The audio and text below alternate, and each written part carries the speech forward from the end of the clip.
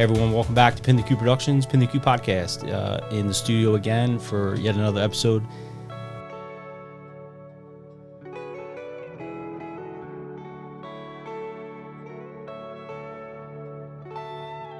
Before we delve, tell everybody who you are. I'm Jonathan Calhoun, fire rescue. Been in the business in a couple different states, West Virginia, Georgia, a little bit in Kentucky, and now here in Florida. So tell me like how it all started for you at the beginning. When I do these shows, man, the first thing I like to do is talk about the history and like how this all became a thing for you. Like, how'd you get involved in the fire service? I'm second generation. My dad was in the business for a long time. Nice. Back in West Virginia. My uncles, pretty much everybody in my family. So I've been around it since I was a child, and I started as a 14-year-old junior volunteer. Me too. Those are good times, man. Yeah, it was the best, man. I always kind of knew this was what I was going to do, and didn't really have any other path. You know, I just fire department. You know, leave school, go to the firehouse, hang out as a kid. It was, you know. So those that are listening right now, that are thinking about maybe getting involved in a fire service and have a junior program or explorer program, cadet program. There's all kinds of different ones now. I know back in my day it was just juniors, you know, and it's 14 you started. But I remember early on at 14. Those guys at the firehouse, like those were like fathers, uncles. You know, they took care of me, man. They taught me everything. Absolutely. I feel like they were like the start of my whole life as a you know, adolescent, growing up to be an adult. Like a lot of the things I know today are from those guys in the firehouse. Absolutely. I feel like in my experience is kind of the same as yours. A lot of those guys took care of me, you know, scolded me when I needed it, you know, kind of kept me on the right path, kept me out of trouble, out of the streets, whatever, you know, kept us kind of on the straight and narrow, all the young guys that were around there. And we had a big group at the time, you know, we were you know, middle school, high school, and we just kind of all hung together, and they took care of all of us. Talk about those early times, like being a junior and then finally getting 18 was it in West Virginia? Yeah. So once you get 18, you're a full-time member. Talk about that transition. It really was, for us, it was kind of a simple transition, you know. I mean, nothing changed. Obviously what we were allowed to do on the fire ground changed. But by the time I was 18, I'd already completed Firefighter 1, I completed Firefighter 2, had done all kinds of training and things like that. Yeah. They took it, you know, that was one of the things, like, we taught it in-house, and the state recognized what we did in-house.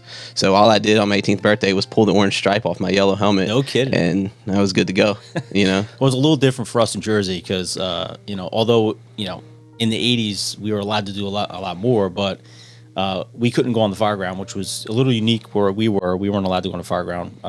But obviously we went to the firehouse and did all the other things, you know, when I got backpack hose and clean up the apparatus, get everything back in service.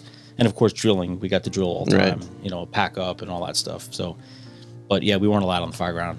So there we were allowed on the fire ground, but we were very limited in what we were allowed to do. And you couldn't do anything that was IDLH. Obviously, you couldn't throw ladders outside or anything like that. Like you could, you know, maybe spray water from the outside at best. It was kind of... Well, I'll tell you, my fondest memory of turning 18 and be able to, you know, being a full-fledged member at that time was being able to ride the tail step.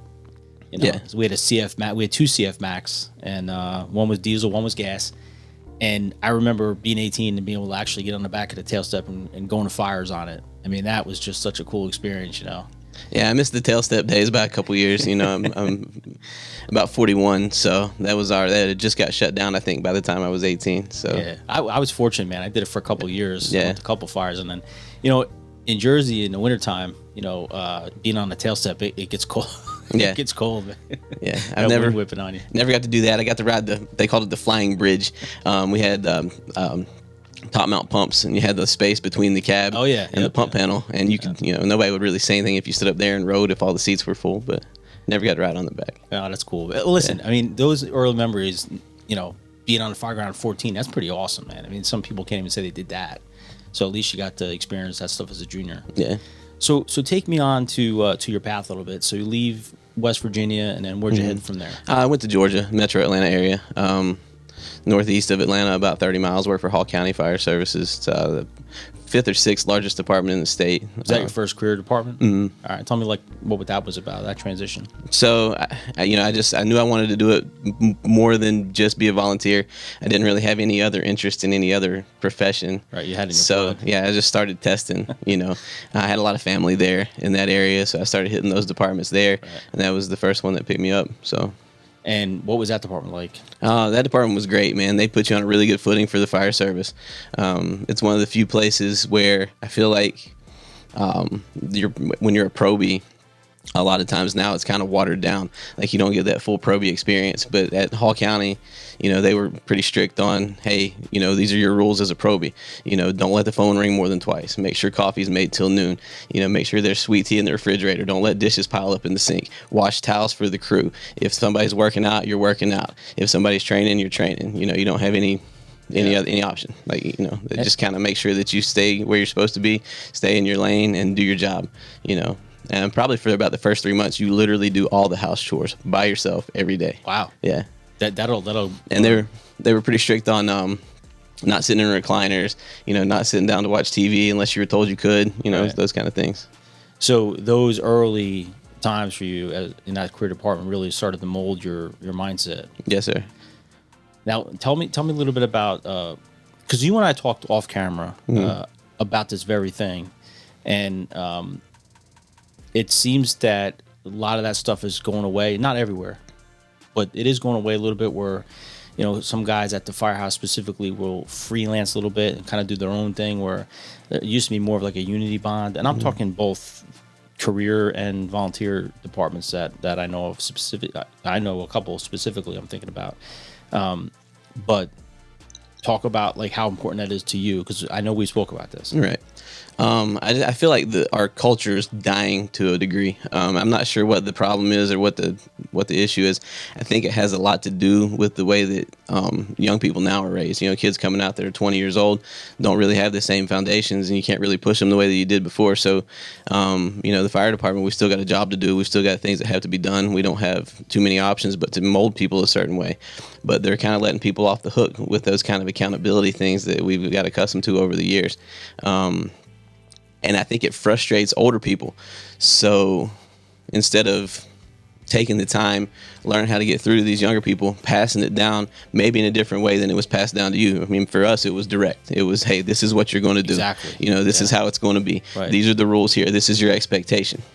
I think now you have to kind of maybe back off just a little bit. And I coach high school football too. Okay. And that's one of the things that, has taught me that kids are a little bit different.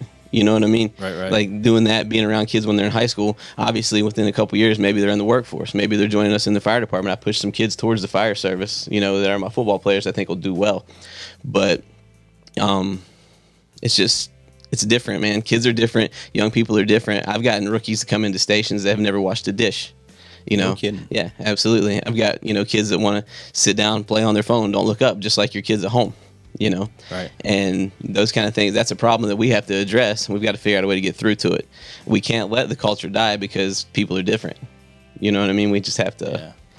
The very reason I started this podcast in 2018 was for the very reason you're talking about. I mean, specifically for me was I remember being at the fire department at the volunteer house, and I was in, and guys would be lounging out in the chairs, the leather chairs, and meanwhile the senior guys are standing against the wall. And at first I would get pissed off. I'm thinking, something's wrong with this. This isn't right. And as I get to talk to these young guys, I realize that they don't have any clue. They don't even know what they're doing is wrong. And that's when I realized, like, we have a problem here. And the problem is that we're not taking the time as senior members, like senior guys and girls, to say something and change the whole culture. Because, like you just said, especially teaching high school football, coaching, damn well that it's going to change. You have to be the one to change that culture. So my first day coming into the fire station, I was scared to death. As a career guy, as a volunteer. As a volunteer, it wasn't so much because I've been around those guys since I was young. I knew everybody by the time I came in, and I knew that they were going to be hard on me. They were going to pick on me. They were going to, that was going to be part of life.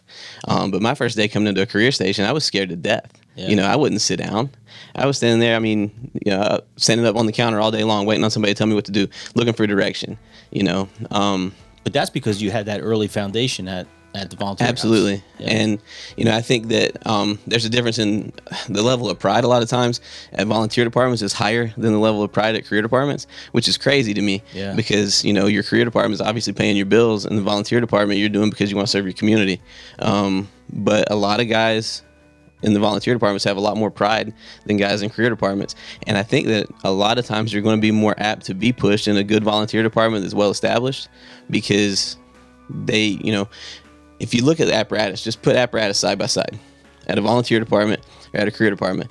The hose on the volunteer apparatus is going to be packed cleaner. It's going to look better. That thing's going to be shine, spit, and polished, man. And, obviously probably running less runs and things like that. But the level of pride that's put into it, I don't know if it's because it's all, everybody at that volunteer department is a member of this community and this is the flagship of the community, or what the issue is. But career departments a lot of times don't have that level of pride. A lot of guys are paycheck firemen, and paycheck firemen are a problem. Notice that when they bring that same ideology to the career department, they can capture that morale again and start. It all depends. It depends what station you're at, who your boss is. There's a lot of factors that come into that. You're second generation, but also your wife is also a firefighter, right? She is, and she's also she volunteers at Crystal River, another little local volunteer fire department.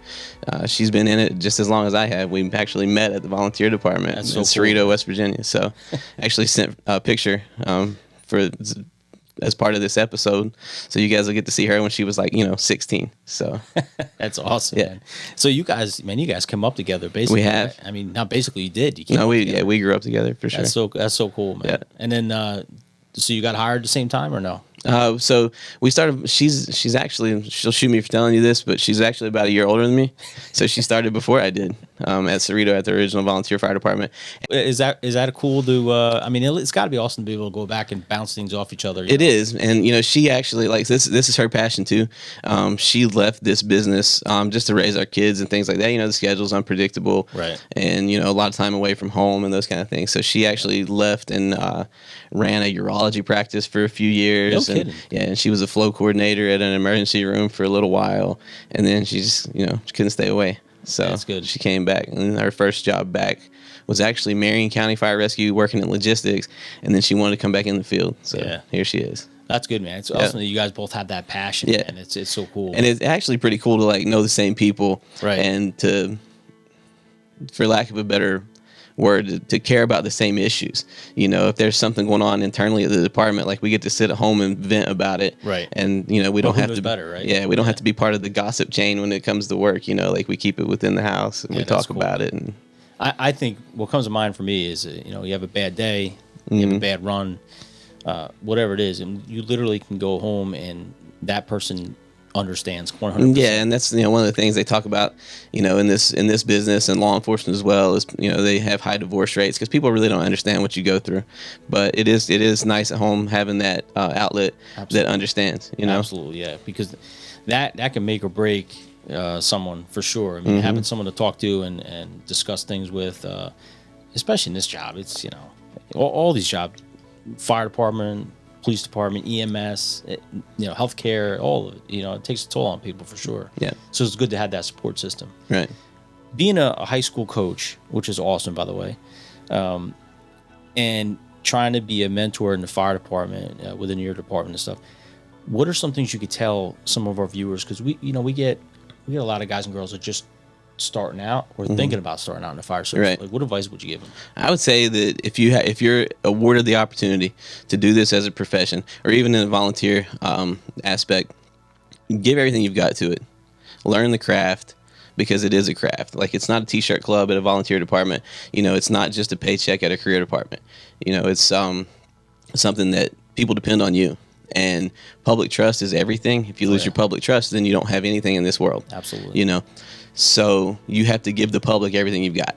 What are some inspirational things you say to your high school kids? You don't want to hear the things I say to my high school kids.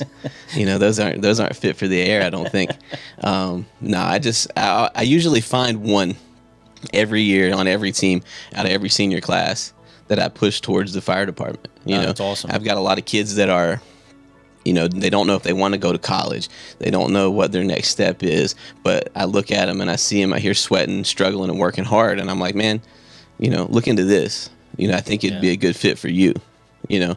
And I've had a couple of them follow me into it, and both of the ones that have been very appreciative, and I stay in touch with those guys, you know. And you're in the fire service now? Yeah. And I kind of mentor them through this. You know, I saw them through 4 years of high school football, and now I mentor them through this. They can call me with any questions. They know that, you know. Yeah, that's it's been pretty great. And I've actually been trying to start a scholarship fund so we can maybe send one out of every senior class. No kidding. Yeah, that's something that we're working on right now.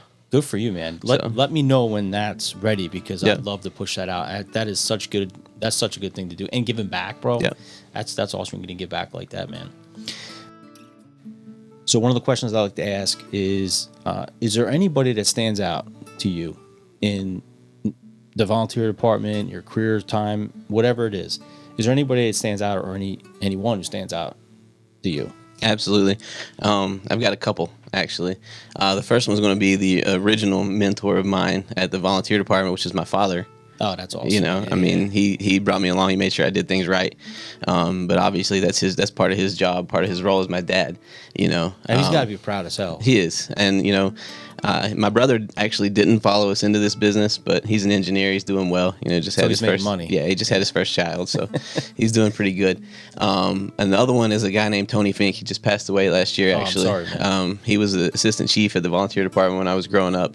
And, you know, he kind of took all of us, Brandy and I mostly, specifically, under his wing, and, you know, basically taught us everything he knew. You know, he was always around. And when we started, he was actually like going through a pretty hard time in his life, and all he had was the fire department, and he just kind of passed on his love for it to us, you know.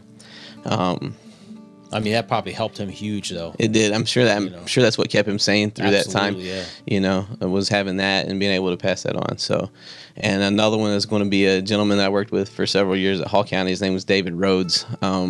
He was a lifelong driver, career driver.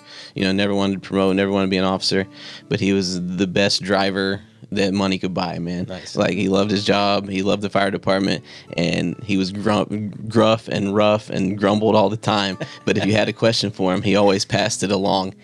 And I made a pretty lengthy Facebook post that Frank actually saw when he reached out to me about some of those people and some of those experiences from that department. And I tagged a guy in, I tagged a lot of people in it, because it was about this whole culture thing and the shift that we're seeing and how to get it back. But Bradley Orr was another lifetime driver at Hall County Fire Services, and he was that guy that always had a smile on his face. Anything that we needed to do, he did it absolutely 100% the right way every time. If you wanted to stay up late because you had something to talk about, something on your mind, something on your heart, anything, man. If you just wanted to sit up and eat Little Debbie cakes and drink Mountain Dew and talk to Brad, he was always there, you know. Yeah. So I know that the fire department, you know, it's a high stress job and you have to stay in shape, and everybody talks about diet and fitness. Brad wasn't about that life. You know, he was about Mountain Dews and Little Debbie cakes. But, you know, he was a good shoulder and he was a good guy. There are people that you come across in the fire service that they just stick with you forever, man. Like, one guy comes to mind for me is this cat, Roger Hall. I mean, Roger and I literally came up together, you know, as a young kid. You know, he's older than me, so he got to do it before me, and I got to watch him, and I always admired him and looked up to that kid. And you know, he's a fire chief now. He's super successful, and he's done a lot of cool things in his life. But to see him as a young kid growing up together and seeing how far he's come, it's just so awesome, man. And he was one of those guys, no matter what. Jokester, I mean, that's really his religion. I mean, he's so witty. You can never win against him, for sure. You don't even try, because he'll kill you every time. But if something was serious was going on, like, he flipped the switch immediately, and then he was the guy to talk to about anything that was going on in your life. So those people are just so important to have, you know. And you talk about the firehouse. I mean, it's funny, man. We talk about this all the time, you know, and people are like, I know, the kitchen table. But it's so true, man. I swear, that kitchen table, there's something about it, man. As soon as you sit down, or even the lounge chair at the firehouse, whatever it is, as soon as you sit down with a couple guys and girls, man, it's like, no matter what's going wrong, it doesn't matter. Because in that moment, you're at peace. Right. Another one for me is the bay. Just hanging out at the back of the bay, you know, kicking up in camping chairs or whatever, and, you know, without doubt. Hanging out, man. There's something about the smell of the firehouse, man. It's like especially like when you walk in the morning after somebody has a fire. Oh yeah. You come into work, you're carrying your bag in, and you're like, oh, hey, somebody burnt one last night. And then you get to go inside, drink coffee, and learn about that. So, one of the things I liked about you was immediately. Well, first and foremost, the reason we even got to this point is because I saw your post, right? And I wasn't friends with you, but I saw your post, and I thought, man, that's it. That's it right there. That post to me is what brought you here. And I thought, man, you get it. You get it. And it's not because people don't care. People care, and that's for sure, man. But like you saying those things to me was like that. I think people need to hear that. Right. Especially new guys and girls. They have to hear that, man. Like there's a shift somewhere. So I don't know where the shift is, but I think you can bring it back. Right. I hope so, man. We can't let don't shoot me for saying this. I know people have kids that are teenagers and 20-year-olds, but we can't let one unmotivated generation ruin what we worked for 200 years in the American Fire Service. Oh, without a doubt. In the state of Florida, in particular, we have a pretty large shortage. The fire departments have to keep up with the population growth. The population growth here is exponential. I mean, I don't know. I can't remember what the numbers are, but it's hundreds of people moving here every day. Wow. So all these departments have to grow, and they feel pressure as administrations to keep up. And another thing in Florida too that makes it more difficult for retention is that the retirement is so portable. You have FRS, and probably 80% of the departments in the state are FRS members, and these contracts come in effect, and this department gets this much extra money and this incentive and this specialty pay, and people bounce. Yeah. And then that leaves openings here. Retention's a problem. It's all cyclic though, right. And that's what I try to explain to young people. Like, hey man, if Department A got it on this contract, well maybe Department B gets it in 6 months, and then it almost becomes the standard. Then we have to get it. Right. Just be patient, be loyal, and be patient. I think most people want to stay where they're at, but things become enticing, and then you start looking at the grass is a little greener on the other side. Right. But is it truly greener? That's the question. You know what I mean? That's what I was trying to get at, man. Yeah. It becomes, like I said, with the portable retirements here in Florida, it becomes difficult because that grass looks greener and it's shinier, and this is prettier. Yeah. And then they make the move. Maybe they're not happy, and then 6 months later, the contract comes in, and your old department got what you left for. It's a cyclic thing. You just have to play it out. Our people in particular are promoting too quickly because of people leaving, or because this company's opened and this changed and this rule changed. So we have people that have never been a true senior man, and they're officers now. And there's a difference between a senior man and an officer. Yeah. I always say go to the senior man or senior woman first. Yeah. Go there first, because absolutely, guaranteed 99.9% of the time they can fix your problem. Well, I guess like I've talked to you about before, in the fire service, a big part of our culture is secrecy almost. It's keeping things in the fire station. Not administration doesn't have to know about everything that happens. And truly, they don't want to know. They don't. Right. You're right. Yeah. And I'm a firm believer that you kill problems at the lowest possible level. If you and I are riding together on a truck and we have an issue, we need to squash it before we get out. You need to squash it at the firehouse before squash it before we get out. Right. We can squash it amongst us, and the captain at our station doesn't even have to know. Right. And that's the issue now, is there's too many people that are scared, and and administration they want administration to know everything that happens inside those walls. I've met some pretty good chiefs out there, bro, that tell me like just like this. They say to me, they need to handle it themselves. I don't want to hear about it. Guys and girls got to figure it out. That's the way we used to do it. You figure it out, you get it resolved. I don't know about it, because once I know about it, then I have to do something. Right. And now I have to get involved. And that's I think like in your recruit training programs, that's something that needs to be heavily touched on, and do it, in your recruit schools, you're going to have a command structure. You're going to have your squad leaders, class leaders, before you even get to the level of instructors. So you're right. It does start there. And you tell the instructors need to say, hey, look, I don't want to know about it. Right. If I don't have to know about it, figure it out. Figure it out with your squad leader, figure it out with your class leader. Don't come to me unless it's absolutely important.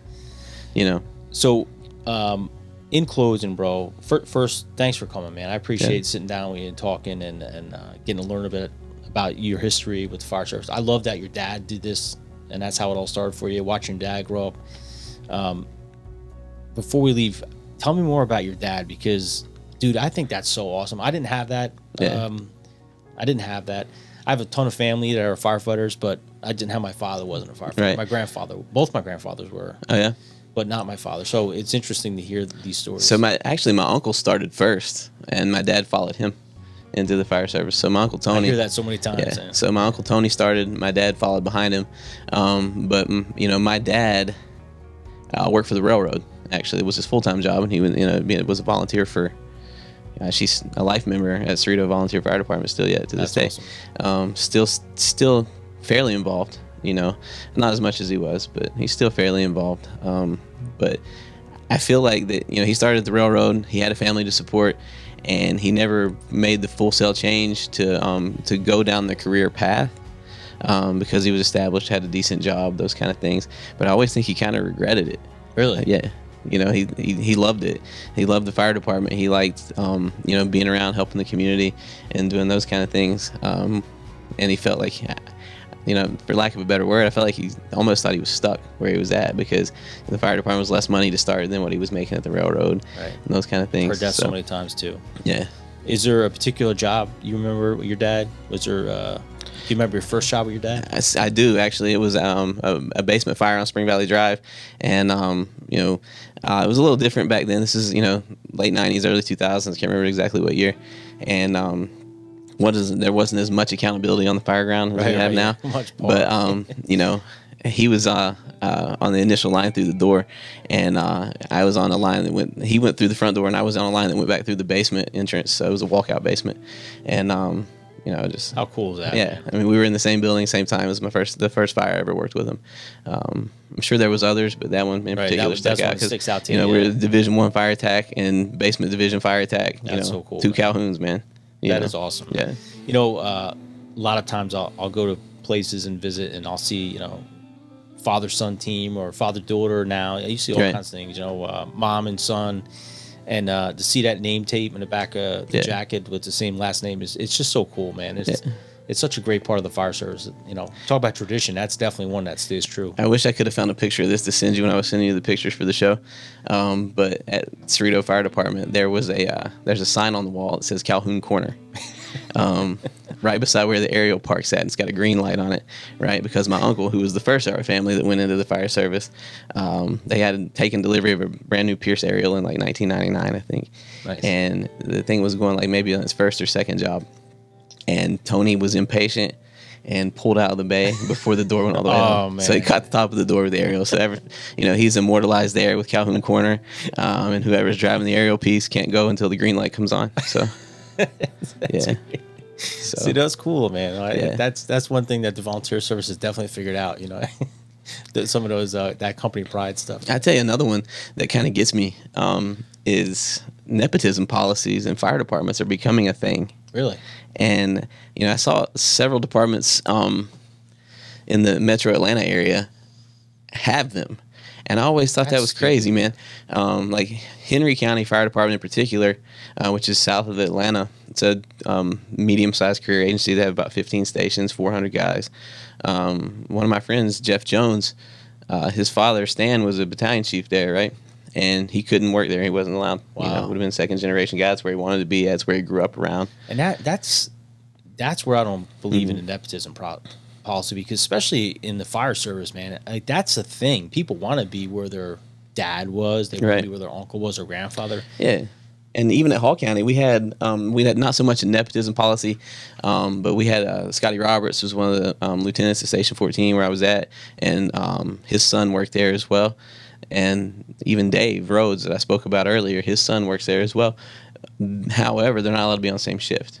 Really? Which complicates things, with your family life, because obviously, there's a now you're on different pretty good chance that not everybody can be there for holidays and those kind of things, for holiday celebrations or whatever, because now they're on 2 different shifts. That's a good point. So they at least they don't have a nepotism policy. You can be second generation, but they do keep you separated. Huh. And I'm not sure what the rationale is behind that. I can understand if you don't fall, they don't want you to fall in the same chain of command or whatever. I get that, but keeping people on separate shifts. I can see if you're promoted, I can see them moving you to a different. But but just nepotism in itself, it does make any sense to me, especially because the fire service has a long-standing tradition of family. Mm-hmm. And people coming up together. Yeah, I mean that's what it's all about. I would love to be at like you. I love to be at my father's fire department or uncle's fire department. That's important, man. Yeah. So one of the coolest stories, and I know you're trying to close out, but one of the coolest stories I've got. To close out, brother. You can stay here as long as you want. One of the coolest stories I've ever heard about families in the fire department was at our neighboring department in Georgia's Gwinnett County Fire Services, who's the second largest department in the state. They got over 1,000 guys. Good sized fire department. There's twin brothers that work there named Chad and Brad Shepard. Right, they're both lieutenants now, and their dad, and his name's slipping my mind. I'm sorry, I wish I could remember for a name drop here, but he was a battalion chief, and his career came to a close. And his last 2 shifts, he turned over the reins of the chief's car, and he went and rode backwards for Brad. That is awesome. The following shift, he went and rode backwards for Chad. That's right. So Those awesome. were his last 2 shifts. Gives me goosebumps. Yeah, it was awesome, man. That's why. Awesome. That's why the fire department does not need nepotism policies. Right. Those things need to be able to happen. Dad closed out his career riding backwards with his kids, man. It's awesome. There's nothing better than that, man. No. I mean, that is such an awesome story. Right. Yeah, that's what it's all about, bro. For sure, that's what it's all about right there. Because that shows you how much passion everyone had for it and love they have for this job. Yeah.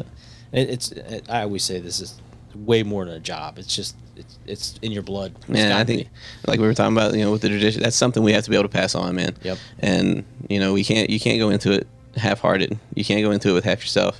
It's hard work. It's a hard job. The training's not easy. There's so many things you have to put into it. You got to give your whole self to it. Well, I'm looking to keep talking to you, bro, and learning more. Now that we're friends, man, it's even cooler. But it was good talking to you and learning a little bit more. I appreciate you having me. No,